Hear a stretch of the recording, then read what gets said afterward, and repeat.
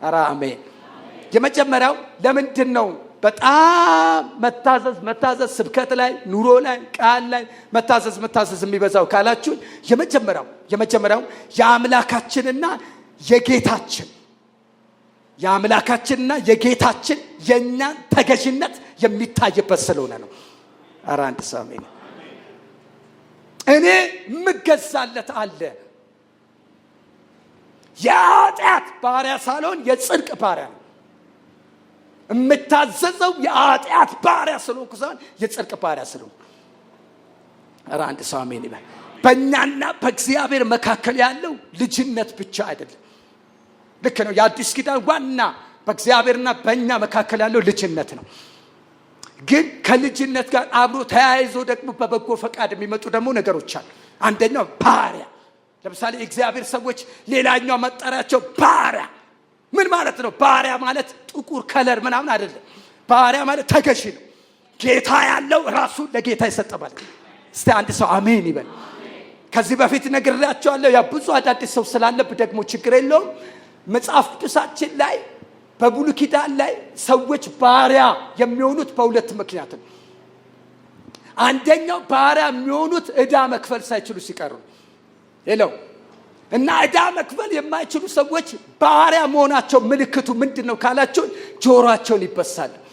አሁን ይሄ ዝም ብሎ የሰለጠኑ ሰው ዝም ብሎ የሚበሳ ምናምን አይደለም። ግን ትርጉሙ መጽሐፍ ቅዱስ አንድ ሰው ጆሮ ከተበሳ ምን ማለት ነው? ለዛ ባሪያ ነኝ ማለት ነው። እና በብሉይ ኪዳን ዕዳ መክፈል የማይችሉ ሰዎች ባሮች ይሆኑ ነበር። ስለዚህ አንድ ሰው ወደ ገበያ ሲወጣ ወደ ምናምን ሲወጣ ማንም ሰው አያዘው።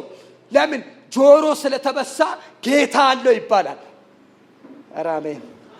ጌታ አለው ይባላል። የኔ ንብረት ሊሆን አይችልም፣ የኔ ዕቃ ሊሆን አይችልም። እሱ ባለቤት አለው ተብሎ ጆሮው ላይ ምልክት ይደረግበታል። ከዛስ ያ ባሪያ የሚሆነው ሁለት አይነት ነው። አንደኛው በጊዜ የተገደበ ነው። ሁለተኛ ደግሞ ለዘላለም እስኪሞት ድረስ ነው። በጊዜ የተገደበው ምን ማለት ነው? የወሰደው ንብረት ወይም ያጠፋው ንብረት እሱን የሚተካ በአመት ያሰላሉ የእስራኤል ሽማግሌዎች። ስለዚህ ለዛ ሕግ ይሄን ዓመት ተገዛ ይባላል። ለዛ ይገዛ። ከዛስ ሕጉን የጨረሰ ሰው ጊዜውን የጨረሰ ሰው እንደገና ደግሞ በበጎ ፈቃደኝነት ባሪያ ይሆናል። ለምን ሲባል እዚህ ላይ ጆሮ እንደተበሳ ምልክት ሆኖ ይቀመጣል። ግን ከጆሮ ላይ ጉትቻ ይወርቃል። ጉትቻ ይወርቅና ለዛ ሰው ባሪያ ይሆናል። ምን ይላል? በበጎ ፈቃዴ። ለምን? ጌታዬ በጣም ምርጥ ጌታ ነው። ብገዛለት፣ ራሴን ብሰጠው፣ ምን ብሰጠው፣ ባሪያ ሆኜ ብሞት፣ ባሪያ ሆኜ ብኖር ያዋጣኛል ይላል። አሁን ወደ አዲስ ኪዳን ስንመጣ እኛ ለእግዚአብሔር ባሮች የሆነው ተሽጠን የነበረን በክፋት በአመጽ የሌላ የነበረን ሰዎች የራሱ አደረገን። አሁን እያወራን ያለው ጌታ እዚህ ቤት ውስጥ በአስገዳጅነት ባሪያ የሚሆን ሳይሆን በበጎ ፈቃዱ ልቡን ለእግዚአብሔር ጆሮ የሚበሳ ትውልድ አለ። ኃጢአት አይገዛኝም የሚል፣ አመጽ አይገዛኝም የሚል፣ ክፋት አይገዛኝም የሚል፣ እኔ የሌላ መጠቀሚያ አይደለሁም የአንተ ባሪያ ነኝ የሚል። በኢየሱስ ስም ከሄዳችሁበት ተመለሱ። ለጌታ ባሪያዎች ነን። የኃጢአት ባሪያ ሳልሆን የጽድቅ ባሪያ ነኝ። ያንን ባርነቴን የማሳይበት ለጌታ ነው። ስለዚህ ምን ማለት ነው? በሌላ ቋንቋ እኔ አይደለሁ፣ አንቺ አይደለሽም። እዚህ ቤት ያለ በሙሉ በጌታ ነኝ የሚል የኛ አይደለንም። እኛ ላይ ኦነር አለ፣ እኛ ላይ ባለቤት አለ፣ እንደፈለገ የሚያስበት፣ እንደፈለገ የሚሰለጥንበት። ስለዚህ እያልን ያለነው እናንተ የመንፈስ ቅዱስ ማደሪያዎች ናችሁ ማለት ፉሊ የእግዚአብሔር መንፈስ የወረሰው ሰው የሱ ባሪያ ነው ማለት፣ የሱ መጠቀሚያ ነው ማለት። አሜን። ስለዚህ ለምንድን ነው መታዘዝ ብርቅ የሆነው? ለምንድን ነው መታዘዝ ዋና ነገር የሆነው ከተባለ የአምላካችንን ጌትነት፣ እኔ ላይ ጌታ አለ፣ እኔ ላይ የበላይ አለ፣ ኧረ በኢየሱስም አሜን በሉ። እኔ ላይ አዛዥ አለ። ሌላ ነገር አይሰለጥንብኝም። ሌላ ነገር አሞራሺያ ፖላሲያ ፖራዲያስ በጭራሽ የሚሰለጥንብኝ አለ። ከፍሎ የገዛኝ አለ፣ ያዳነኝ አለ። ስለዚህ ለእግዚአብሔር የምታዘዝምበት ምክንያት ጌታዬ ነው፣ አባቴ ነው፣ ንጉሴ ነው፣ አዛዤ ነው፣ እኔ ደግሞ የሱ ባሪያ ነኝ ብለን የምንገልጽበት ስለሆነ ራስ ላይ ጌታ ከሆንክ ገንዘብ ራስ ላይ ጌታ ከሆነ አይሆንም። አንተ የገንዘብ ባሪያ ነህ፣ የሁኔታው ባሪያ ነህ ማለት። እኔ ግን የእግዚአብሔር ባሪያ ነኝ የሚል ሰው ካለ ግን ሌሎች ነገሮች በሙሉ ምን ይላሉ? ይወርቃሉ ማለት ነው። ክብር ለኢየሱስ ይሁን። የአምላካችንን የጌታችንን የእኛን ተገዥነት የሚታይበት ስለሆነ ነው። በሌላ ቋንቋ መታዘዝ መገዛት ነው። ለእግዚአብሔር የሚገዛ ሰው ደግሞ ለስርዓት ለሰውም ይገዛል። ባይዘወይ ምን ፈቅደው ያው የተፈቀደ መታዘዞች አሉ፣ ያልተፈቀዱ መታዘዞች አሉ። ለምሳሌ አሁን እዚህ ጋር መጥቶ ማምለክ አትችሉም ብሎ አንሰማም። አራሜን አመጽ አይደለም። ሐዋርያቶች የተናገሩት ሐዋርያት ሥራ ምዕራፍ 5 ላይ ከሰው ይልቅ ለእግዚአብሔር ልንታዘዝ ይገባናል ያሉት በወንጌል ጉዳይ። ወንጌልን የሚገፋ የወንጌልን በር የሚዘጋ አመጽ ክፋት ሲሆን ግን ነፍሳችንን እንሰጣለን። በኢየሱስ ሕዝቤ ፈርቷል። ከሰው ይልቅ ለእግዚአብሔር እንታዘዝ። ሰይፍ አይመልሰንም። የሄሮዶስ ሕግና ስርዓት አይመልሰንም። የሮም መንግስት ያጨካኙ የኔሮ ግዛት አይከድበንም። ከሰው ይልቅ ለእግዚአብሔር ልንታዘዝ ይገባናል። እኛ ባሮች ነን የጌታ። በምን ሁኔታ ውስጥ ነው እየተገዙ መኖር መታዘዝ ነው። አሁን ያላችሁበት ቦታ ላይ ሰሚት እያደረጋችሁ ከሆነ ለእግዚአብሔር የሚሸተት መስዋዕት እያቀረባችሁ ባይዘቦይ አንደኛ ሳሙኤል ምዕራፍ 15 ላይ እንደሚነግረን እግዚአብሔር በብዙ መስዋዕቶቻችን አይደነቅም። በመስዋዕት አይደነቅም። እግዚአብሔር የሚደነቀው በምንድን ነው ካላችሁ በመታዘዝ ነው። ልጄ እሺ አለች። አሜን። አንዳንድ ጊዜ ራሱ ለሰው እንኳን ታውቃላችሁ እሺ ስትሉ ሰውየውን እኮ ታቀልጡታላችሁ አይደለ? እሺ አሁን ልጄ የሆነ ነገር ጠይቅ እሺ ስለው በቃ ከዛ እኔም ደግሞ ሳዘው እሺ ሲለኝ እስቲ ልጆቻችሁ እሺ ሲሏችሁ ባይምሯችሁ ይሻል። ምን አይነት ስሜት ነው? እግዚአብሔር አባታችንም ደግሞ ልጆቹ እሺ ሲሉት ደስ ይላል። አሜን። በእግዚአብሔርና በእኛ መካከል ያለው የባለቤትነት ስሜት በእኔ ላይ የበላይ አላፊ እንዳልሆን ከኔ የበለጠ የበላይ አለ። ክብር ለኢየሱስ ይሁን። ሁለተኛውን ልናገር። ሁለተኛው ለአማኝ መታዘዝ ዋና ነገር ለምን ሆነ? ሁለተኛው የማይቀየር መርህ ነው። የማይቀየር መርህ ነው። በነገራችን ላይ የትኛውም ዘመን ላይ ብንደርስ የትኛውም ዘመናዊነት ቢመጣ እግዚአብሔር በሕጉ ካስቀመጣቸው መርህ ውጪ ግን መኖር አንችልም። አንዳንድ ለምሳሌ ሕገ መንግስት ሊሻሻል ይችላል። በሕዝብ ፈቃድ፣ በሕዝብ ድምፅ ሕዝብ ያመነበትን ነገር ሊያጸድቅ ይችላል። ይሄን ግን ማንም ሰው ተፈራርሞ ያጸድቅ አይደል፣ ራሱ ሰማይ ነው ያጸድቅ። ኧረ አንድ ሰው አሜን። ይሄ በምን ሊቀየር ሊለወጥ አይችልም። ምንም እንዳታስቡት። ይሄ አይሻሻልም። እናርመው የሚባል ነገር የለውም። አሁን እኔ የሰራዊት ጌታ እግዚአብሔር እንዲህ ይላል ብዬ ትንቢት ብናገር ልታሻሽሉ ትችላላችሁ።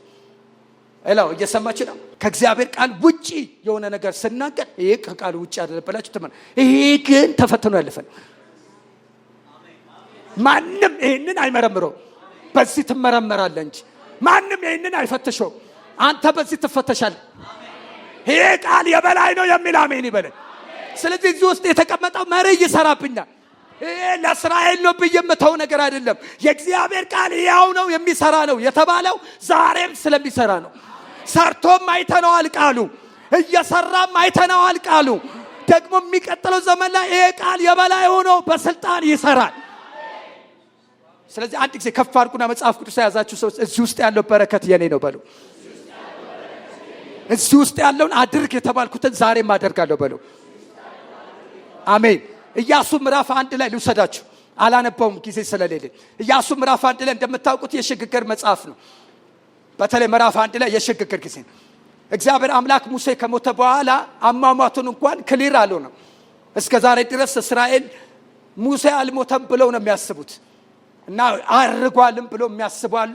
እስካሁን ድረስ ብቻ ግን አልሞተም የሚል አመለካከት አላቸው። ግን እግዚአብሔር ለወዳጁ ለኢያሱ መጣና ሹክ አለው። ባሪያዬ ሙሴ ሞቷል አለ። አሜን። ሞቷል አለ። በቃ አንተም ተስፋ ቁረጥ፣ በቃ ራስን ለሊደርሺፕ አዘጋጃለሁ፣ ለሊደርነት አዘጋጀ ራስ አለ። ከዛ በኋላ ዋናው ተልእኮ ምንድነው አለ? ይሄንን ሕዝብ ከአባቶቹ ጀምሮ የተናገርኩት ነገር አለ ላወርሰው ፈልጋለሁ አለ። አሜን። ይሄ ወር ደግሞ ላስት ዊክ ላይ አርብ ላይ ማሚም ስለ መውረስ እየተናገረች ነው። እና ማወርስ ነገር አለ፣ ተነስ ታጠቃለህ። ከዛ እኔ ካንተ ጋር ሆናለሁ አለ። እሰጣለሁ፣ ካንተ ጋር ሆናለሁ፣ ጽና፣ አትፍራ። ግን አንድ ነገር ካንተ ፈልጋለሁ። የዚህ ሕግ መጽሐፍ ካፋ አይልኝ። ሕጉን በቀንና በሌሊት አስብ። ቃሉ እንዲሰራብህ ፍቅር፣ ቃሉ እንዲሰለጥንብህ ፍቅር። የሰማከው የምታውቀው በአንገት ላይ ያኖርከው እንደ ክታብ ያስቀመጥከው ያ ቃል በዘመን በህይወት ላይ እንዲሰራ አድርግ። ያን ጊዜ ወደ በረከት፣ የዛን ጊዜ ይከናወንላል፣ የዛን ጊዜ ይሳካላል። ኧረ አንድ ሰው አሜን ይበለኝ። በጌታ በኢየሱስም ከዚህ በኋላ ይህ ህዝብ መንገድ ላይ አይቀርም። በእውነት ነው ብላችሁ መንገድ ላይ በጭራሽ አንቀርም። እዚህ ምድር ላይ ልናገኘው ከተገባ አንድም ነገር አይጎልም። በደም ጩና አሜን በለኛ።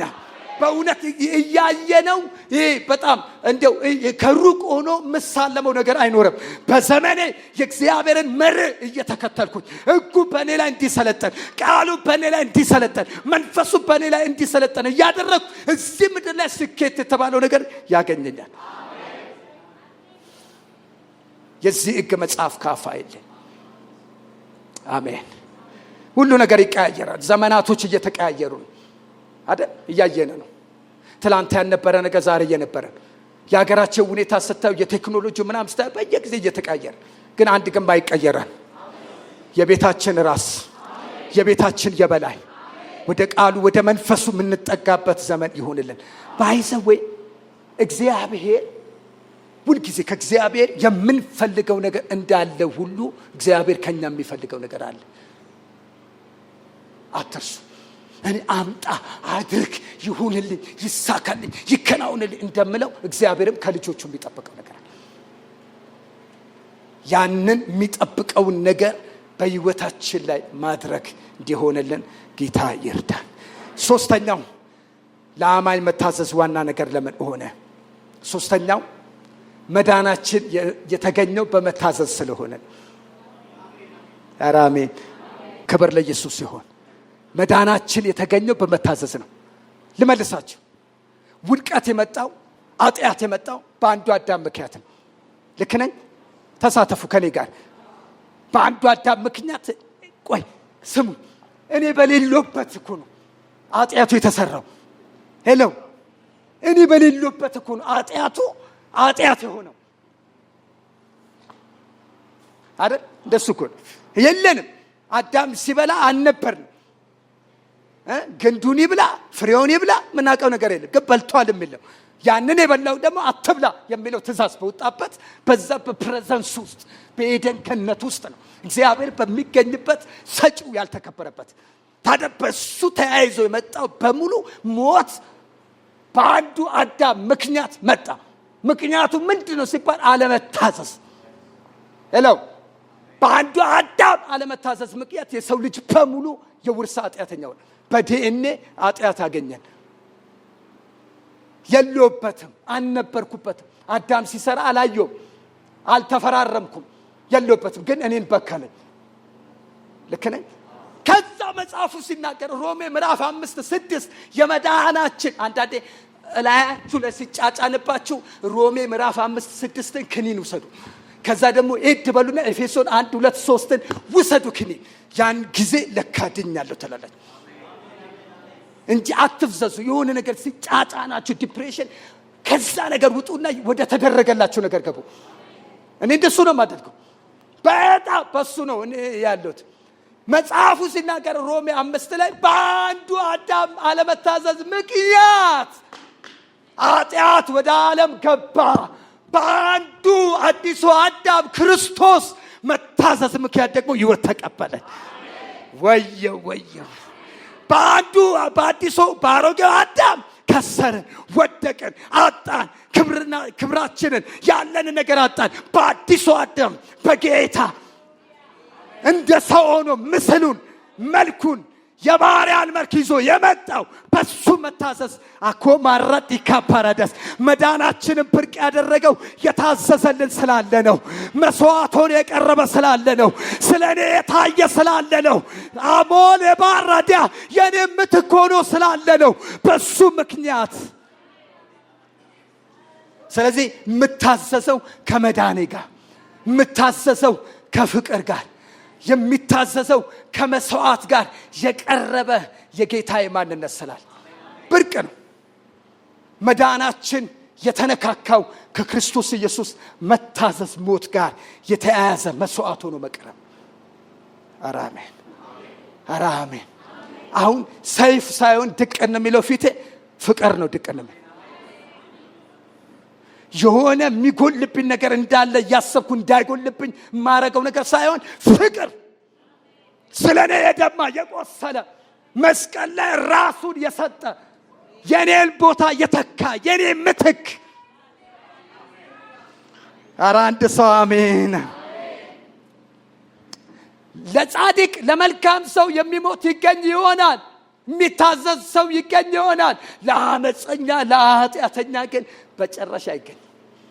እኛ እንደሱ ነበር። የኔ ምትክ ኢየሱስ ታዘዝክልን፣ የእግዚአብሔርን የአብን ፈቃድ ፈጸምክልን። ሲሉ ጌታ ኢየሱስ ብትወድስ ይህንን ጽዋ ከኔ ውሰዳል እያመመው። አንተ ሚስማር ሲገባ የሆነ ማደንዘሻ እንደተወጋ ታስብ። የለም ማደንዘሻ ሲገባ እየሆነ ያለው ምንድን ነው? መስዋዕት ነው ሆኖ እየቀረበ ነው። የሚታዘዝ አልነበረም፣ የሚታዘዝ ጠፋ። አንድ ጻድቅ የለም፣ ግን ምትክ ሆኖ ተገኘ። ያነበር አንተ ላይ የሚያርፈው ያነበር እኔ ላይ የሚያርፈው። እኔ እንዳልወጋ እሱ ተወጋል። እኔም አልከፍለውን ዕዳ እሱ ከፈለል። በአንድ ሰው አለመታዘዝ ብዙዎች ኃጢአተኞች እንደሆኑ ደግሞ በአንዱ መታዘዝ ብዙዎች ጻድቅ ይሆናል። ሮሜ ምዕራፍ 5 ቁጥር 19። አንተ ጻድቅ በሉት። አጠገባቸው ያለ ሰው በሉት ንገሩት። አንተ ጻድቅ በሉት። የሞተልህ በሉት። ታዞ ነው በሉት። የመዳን ጉዳይ በሉት። በመታዘዝ ላይ የተመሰረተ ነው በሉት። አሜን አሜን። ለምን ጌታን ተቀበሉ? የስብከት ሞኝነት ይመስላል አይደል? ኢየሱስ ያድናል ብሎ መንገድ ላይ መናገር እንደ ለፍላፊ ሊያስቆጥር ይችላል። ሰዎች ይህንን ነገር ታዘው ከተቀበሉ ወደ እውነት መንገድ ይገባል። መዳናችን የተመሰረተው እሱ ላይ ነው። የመጨረሻ የመታዘዝ ውጤት አንድ ነገር ብቻ ልናገርና ልጨርስ። አሜን አሜን። የመታዘዝ በረከት ባጭር ቋንቋ መታዘዝ በረከት ነው በሉት። እየጨረስኩ ነው። መታዘዝ በረከት ነው በሉት። እርግጠኛ ናቸው? ስንታዘዘው ምን ይመጣል ማለት ነው? በረከት ይመጣል። መታዘዝ ሰውን ለበረከት ያመቻቻል። አሜን። እኔ ስታዘዝ አሁን እኮ እያደረኩ ምንድን ነው ለእናንተ አሁን እኮ እየነገርኳችሁ ያለት እግዚአብሔር ያስተማረን የገለጠልን ለእናንተ ስሰጥ በሌላ ቋንቋ ምን እያደረኩ መሰል? ለበረከት እያመቻቻችሁ። አሜን አሜን።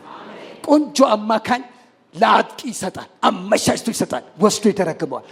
አሁን ወደ በረከታችሁ ድርግም ብላችሁ የምትገቡበትን እያመቻቸው በሉት። ፓስተራችን እያመቻቸን ነው በሉት። በኢየሱስ ስም። አረ የሆነ ነገር አለ ግድ በሉት። ደግማችሁ ያላላችሁት ሰው ፓስተራችን ለበረከት እያመቻቸን ነው በሉት። ወደ በረከት ሙላት ውስጥ እንድትገቡ ምንድነው መንገዱ? መታዘዝ ለበረከት ያመቻቻል። ይሄ በረከት ምንድነው ካላችሁ የመጀመሪያው መንፈሳዊ ነው። በመታዘዝ የሚገኘው በረከት መጀመሪያ መንፈሳዊ ነው። መንፈሳዊ ነገር ምንድነው? ፓስተር አንዴ ድኛለሁ፣ ከዚህ በላይ ምን አለ? በሰማያዊ በረከት ተባርከናል። ምንድነው ሌላ ከዚህ ውጭ በረከት አለ ካላችሁ የማያቋርጥ እንደሚመሸው እንደሚነጋው በየሰዓቱ መንፈሳዊ በረከት የሚባለው ምን ታውቃላችሁ? የእግዚአብሔር መገኘት አብሮነት። አሁን እኔ ምን ትፈልጋለህ ብላችሁ ጠይቀኝ። የእግዚአብሔር መገኘት አብሮነት አይደል? ብቻ እግዚአብሔር ካንተ ጋር ይሁን የተባለው ቃል። አሜን። በዚህ እግዚአብሔር በበረከት ይገናኛቸው። ስታዘዘው እንትን ስለው እሺ ስለው ስመቸው ምን ያደርጋል ካላችሁ እግዚአብሔር አብሮኝ ይሆናል። አሜን አሜን። እንደ ብሉይ ኪዳን የእግዚአብሔር አብሮነት እንዳይመስልን። የብሉይ ኪዳን የእግዚአብሔር አብሮነት ለሆነ ጉዳይ ይመጣና ሰርቶ ነው የሚሄደው። ከዛ በኋላ እንደገና ተመልሶ ይመጣል። ይሄኛው ግን የእግዚአብሔር መገኘት ግን ከሰኞ እስከ ሰኞ ነው። ህዳር የማይገድበው፣ ታህሳስ የማይገድበው፣ ሙቀት የማይገድበው፣ የኢኮኖሚ ክራይሲስ የማይገድበው የእግዚአብሔር መገኘት አብሮ ይሆናል። እግዚአብሔር በዚህ ሊባርካችሁ ከሰማይ ተነስቷል። ሁልጊዜ ከሰኞ እስከ ሰኞ ጠረኑ የሚሰማው አብሮነት የሚሰማው የእግዚአብሔር አሞራ ሺካ ፖራዲጋስ እየነገዳችሁ የእግዚአብሔር መገኘት፣ እየሰራችሁ የእግዚአብሔር መገኘት፣ ቤት ስትሆኑ የእግዚአብሔር መገኘት፣ ባሱ ስትገቡ የእግዚአብሔር መገኘት፣ ሰፈሩ ስትሆኑ የእግዚአብሔር መገኘት። መታዘዝ ይዞት የሚመጣው በረከት የማያቋርጥ የእግዚአብሔር መገኘት አብሮ ነው ከእናንተ ጋር። ስቶቻችሁን ትፈልጋላችሁ። የእግዚአብሔር መገኘት እሱ መንፈሳዊ እሱ ነው። አይምሮአዊ ደግሞ ይባላል። አይምሮአዊ በረከት አለ በሉት። አይምሮአዊ በረከት አለ በሉት። ዛሬ እንደው በጣም መቀጠቀጥላችሁ አንድ መንፈስ አለ እዚህ ላይ ያለ ጫና ሁሉ ዛሬ ይራገፋል። አይምሮአዊ በረከት ምንድነው ካላችሁ ሰላም። እስቲ ሰላም በሉ እስቲ። አይ አማርኛው ብዙ በዕብራይስጥ እናድርገው መሰለኝ። ሻሎም በሉ እስቲ በቃ ሰላም ምን ማለት መሰለኝ? የእግዚአብሔር ሰዎች ከተሰጣቸው በረከቶች መካከል አንዱ የተረጋጋ ሰላም፣ በሚናወጠው ዓለም ሁሉ ሲረበሽ እኛ ቤት ሰላም የሚሆንበት የእግዚአብሔር ሰላም። ለዚህ ነው ሐዋርያቱ ሰላምታ ሲያስቀድም እኮ የጌታ ጸጋ ሰላም ይብዛልን። ጌታ ኢየሱስ በተዘጋ ቤት ውስጥ ሰላም ለእናንተ ይሁን። አይምሮ ካላረፈ ይሄ ሊያርፍ አይችልም። የብዙዎቻችን ችግር ያለ ማረፍ ምክንያት እዚህ ጋር ነው። እዚህ ጋር በሌላ ነገር ተይዟል፣ ተጣቧል። እግዚአብሔር ይሄንን በክርስቶስ ኢየሱስ ያገኘነውን ሰላም እንዳንለማመድ ያደረገውን አውሬ ይቀጥቀጥልን ዛሬ። አይምሮአችን በሰላም ይሞላ። ባካችሁ ሰላም በሉ እስቲ ባካችሁ። አያለው በመንፈስ እግዚአብሔር የሰላም መንፈስ የሚሰጣቸው ሰዎች ሰላም በሉ እስቲ ባካችሁ። ለአይምሮ ሰላም፣ ለውስጥ ሰላም። ውስጣችሁ ሰላም ሲሆን ውጫችሁ ሰላም ይሆናል። ውጫችሁ እንኳን ሰላም ባይሆን ውስጣችሁ ያለው ሰላም በመንፈስ ቅዱስ ኃይል ነገራችሁን ይጠብቃል። ለዚህ ነው ጳውሎስ በፊልጵስዩስ ላይ አይምሮን ሁሉ የሚያልፍ የእግዚአብሔር ሰላም ይላል። አሁን እንዳማኝ ሰላምን፣ ደስታን ምናምን መለማመድ ያለብን እኮ ነን። አይምሰላችሁ በምንም በዚህ ዓለም ነገር ሰላም አይመጣም። ደስታ በዚህ ዓለም ነገር አይመጣም። ወገኖች ሆይ የእግዚአብሔር ቤተሰቦች የተወደዳችሁ ዛሬ ምነግራችሁ ነው። ደስታችሁን ብር ላይ፣ ደስታችሁን የዚህ ዓለም ነገር ላይ አታስቀምጡት። ደስታችሁን በር ላይ፣ ስራ ላይ አታድርጉት። ደስታችሁ መቀመጥ ያለበት ልክ መድኃኒት ሕፃናት በማይገኙበት ቦታ እንደሚቀመጠው ካገኙ ጠጥተው እንደሚሞቱ ጸጥ እንደሚሉ እኔንም ጸጥ የሚያደርገኝ የዚህ ዓለም ነገር እንዳያገኘኝ ሌባ የማይወስደው እቺ ምድር ልታገኘው የማትችለውን የእግዚአብሔር ደስታና ሰላም በልቤ ቀብራለሁ። ሃሌሉያ! በልቤ አስቀምጣለሁ። ሃሌሉያ! የእግዚአብሔር ሰላም በቤታችሁ ላይ ይሁን። የእግዚአብሔር ደስታ በቤታችሁ ላይ ይሁን። አማኝ ቆዝሞ መገኘት የለበትም። የሚያቆዝም ነገር ባለበት ቦታ ላይ የውስጡ ሰላምና ደስታ ውጪውን ያረጋጋል። አሜን። የኛ ሰፈር ይለያል በሉ። ታጠገባችሁ እየጨረስኩ ነው። የኛ ሰፈር ይለያል በሉት። እርካታ፣ በእውነት ሰላም፣ ደስታ በጣም ከብዙ አማኞች ጋር የጌታ ልጆች እስከማይመስሉ ድረስ እርካታ ከውስጣቸው ጠፍቷል። መባዘን ሆኗል፣ መባከን ሆኗል። ተመልከት፣ ሀብቱ ንብረቱ መጥቶ አንተ ሰላም ከሌለ የሚመጣው ነገር ሁሉ የምታስተዳድርበት ጤነኛ አቋም ከሌለ ምንድን ነው የሚሆነው?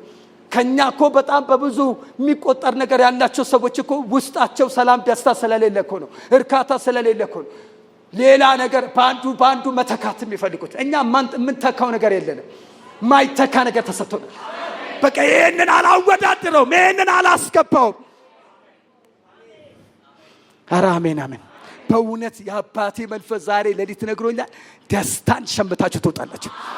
ምን አገኛችሁ ሲባል ደስታ፣ የደስታ መንፈስ። ወንድሜ ደስታ ከረሜላ አይደለም፣ ደስታ መንፈስ ነው። አይምሮ በሰላም በደስታ መሞላት አለበት። ባገኘው ነገር እርካ፣ ባገኘው ነገር ደስ ይበል። እዛ ላይ ጌታን አሰልጥነው፣ እዛ ላይ ጌታ እንዲሰለጥንበት አድርግ። የአይምሮ ደስታ፣ ሰላም፣ እረፍት ይሆንልናል። በመታዘዝ የሚመጣው በረከት እሱ ነው። ሌላኛው አካላዊ ጤንነትና ጥንካሬ ግንኙነቶች ያሉት በአካላዊ ነው። አሜን። በረከት መንፈሳዊ ብቻ አይደለም። በረከት አይምሮአዊ ነው። አይምሮአዊ ነው ማለት ዕውቀት ምናምን እያልኩ አይደለም። አይምሮ ውስጥ ስለሚቀበጠው ሰላም፣ ደስታ፣ እርካታ ነው ሳውራ የቆየሁት። አሁን ደግሞ ቁሳዊ ነገሩ ምንድነው? ወይ አካላዊ የሆነው ነገር ምንድነው ካላችሁ ጤንነት፣ ጥንካሬ፣ ግንኙነት። ስንቶቻችሁ ስለ ጤንነታችሁ አመስግናችሁ ታውቃላችሁ? በእውነት ማይቋረጥ ምስጋና እኮ ያስፈልጋል። አሜን።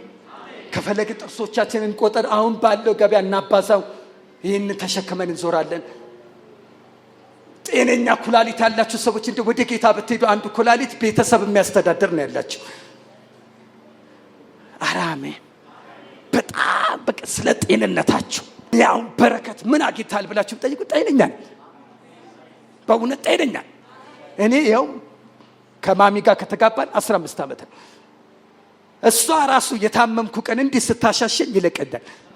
አንድ ቀን ሆስፒታል ይቻላል። ክብር ለኢየሱስ ይሁን።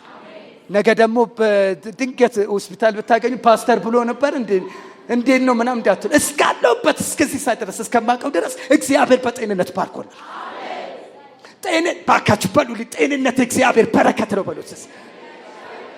እንዴ አንተ ስለ ጤንነት ለማውራት ሆስፒታል መሄድ የለብህም። ሄሎ የለብህም። አሁን እንደው በእውነት ሁላችን እንኳን አሁን አንድ ነገር በሆን ይሄ ህዝብ እኮ ያሳከመኛል ብያለ እንትን አይደለም። ምክንያቱም ሁላችንም ኑሮ አውቃለሁ። ምንም የሚያልፍ ነገር የለንም። ግን እግዚአብሔር ይሄኛው የለንም ሲባል ደግሞ ሌላ የሌለ ሰው የሌለው ጤንነት ሰጥቶን። ለዚህ ነው እኮ እግዚአብሔር ዮሐንስ ለጋይዮስ ይጸልይ በነገር ሁሉ እንዲከናወንልን ጤና እንዲኖር ስላንተ ጸልያለሁ አለ። ወገኖች ሆይ እግዚአብሔር አካላዊ ጤንነት ካደረገላችሁ አሜን በሉ። ተውት። የትኛው መድኃኒት ፈውሶ ነው? ባይዘው እኮ አንዱ መድኃኒት ሌላውን ነገር ይጎዳል እኮ። መድኃኒት የምትቆሙ ሰዎች የእግረ መንገድን የአባታዊ ምክር ልምከር፣ ቀንሱ። መድኃኒት አትዋጡ ብዙ። ለምሳሌ አንዱ አሁን ለራስ የወሰዳችሁትን የሆነ ቦታ ይነካል፣ የሆነ ነገር ይነካል። ይሄን ግን በየጠዋቱ ብትወስደው፣ ይሄንን ዝም ብለህ ብትቅመው ምንም በቃ እኮ ሳይድ ኢፌክት የለውም። አንተን ያበረታል፣ አንተን ያጠነክራል፣ አንተን እንደሌላ ሰው ያደርጋል። ጤንነት ነው በረከት፣ ጥንካሬን ይሰጣል። አየህ፣ የተለያዩ የምድር ምግቦችን በመብላት አይደለም ጥንካሬ ብታገኝ። እግዚአብሔር ከሰማይ ጥንካሬ የሚሰጠው ጥንካሬ አለ። እንዳትፈሰፈስ እንዳትሰል አይደል? እነዛ ስለው የነበሩ የኤማውስ መንገደኞች ምንድን ነው የሆነላቸው? ጌታ ኢየሱስ አበላቸው ይላል። ከዛ በኋላ ምን በረቱ ይላል። ከመጣው ለቆጡ ይላል። አየህ፣ ውስጥን የሚያጠነክረው ውጫዊ ምግብ አይደለም። ውስጥን የሚያጠነክረው መንፈሳዊ ምግብ ነው። ይሄ ነው የመታዘዝ በረከት በሉት አጠገባቸው ያለ። የመጨረሻው ቁሳዊ ነው። መንፈሳዊ በነገራችን ራሱ በረከት ሁለንተናዊ። አሁን ይሄን ሁለንተናዊ ነው እየተነተንኩላችሁ። መንፈሳዊ ነው፣ አእምሮአዊ ነው፣ አካላዊ ነው፣ ቁሳዊ ነው። ቁሳዊ ደግሞ ስንል ምን ማለት ነው? ፍሬያማነት ጥበቃ ነው። አሜን። ሊትራሊ እና አብርሃም የተባረኩት እውነቴን ነው የምላችሁ። እና አብርሃም የተባረኩት ሊትራሊ በእርሻ ተባርከዋል አይደል? በከብት ተባርከዋል። በዘመኑ በነበራቸው ነገሮች ተባርከዋል። ይሄ ማን ነው በረከት? መኪና ያጣ መኪና እንዳገኝ፣ ልብስ መቀየር፣ መባረክ አለበት። ማን ነው ሁሉን ነገር ለነሱ የሰጠ? የአብርሃም በረከት የኛ ነው ካለ በክርስቶስ አብርሃም የተባረከው ሁሉ በረከት ያገኘናል። በኢየሱስ ብልጽግና ያገኛቸው። ያው መጽሐፍ ቅዱስ ሲናገር የእግዚአብሔር በረከት ምን ታደርጋለች ነው ብሎ፣ ባለጠጋ ታደርጋለች። አዘን በእርሷ የለባትም ይላል። አሁን እኔ ብባረክ አዘን የሌለበት በረከት ነው። አንቺ ብትባረክ አዘን የሌለበት፣ ጸጸት የሌለበት፣ ውንብድና የሌለበት፣ ውሸት የሌለበት፣ ሙስና የሌለበት፣ ክፋት የሌለበት የእግዚአብሔር የበረከት ባለጸግነት በሉት። የመጨረሻ የእግዚአብሔር በረከት ቁሳዊም ነው በሉት። ክብር ለኢየሱስ። አሜን አሜን አሜን። ባልነበርንበት ባላዋጣንበት በአዳም አለመታዘዝ እርግማን እንዳገኘን ሁሉ ባልነበርንበት ባልዋልንበት በክርስቶስ መታዘዝ በረከት ሆኖልናል። ማጠቃለያ እግዚአብሔር በሽታ መንፈስ ይብላል። በእግዚአብሔር ጉዳይ ላይ አትደራደሩ። እግዚአብሔር አድርጎ ያለውን ነገር ለማድረግ ጨክኑ፣ ወስኑ። ጸጋው ይረዳናል። አንዱ በረከትን ኮንፌስ በማድረግ ብቻ አይመጣም፣ በመታዘዝ ነው። በረከት በመርህ ነው የሚመጣው። የዛሬው መርህ ደግሞ ምንድነው ካላችሁ፣ መታዘዝ። እሺ እልሃለሁ፣ እታዘዛለሁ። አንተ ብለኝ ውዴ፣ አንተ ተናግረኝ፣ አንተ እንዲህ ብለኝ እሰማሃለሁ፣ እታዘዛለሁ፣ አደምጣለሁ። ኢየሱስ ክርስቶስ በመታዘዝ ምክንያት በረከት እንደሆነልኝ እኔም በመታዘዝ ምክንያት ለቤቴ፣ ለቤተሰቤ፣ ለምድሬ፣ ለሀገሬ፣ ለቤተ ክርስቲያን የበረከት ምክንያት ሆናል።